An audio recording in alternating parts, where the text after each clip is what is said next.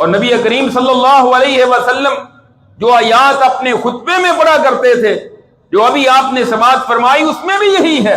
یا ایھا الذین آمنوا اتقوا اللہ وقولوا قولا سدیدا، اے ایمان والو اللہ سے ڈر جاؤ اور بات سیدھی کرو، سچی بات، ہیر پھیر اس میں نہ ہو، حقیقت کے خلاف نہ ہو، جھوٹ اور کذب بیانی نہ ہو، سچی بات کرو۔ دو فائدے بیان کیے، یصلح لکم اعمالکم ویغفر لکم ذنوبکم، اللہ تمہارے اعمال کو درست کر دے گا، تمہارے معاملات کو سدھار دے گا۔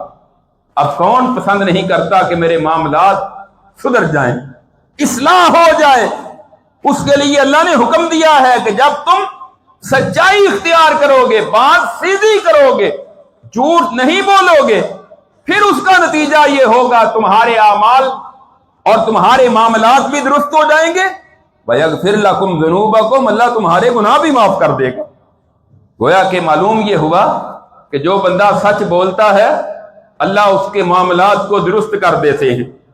اور اس کے گناہ معاف کر دیتے ہیں۔ اور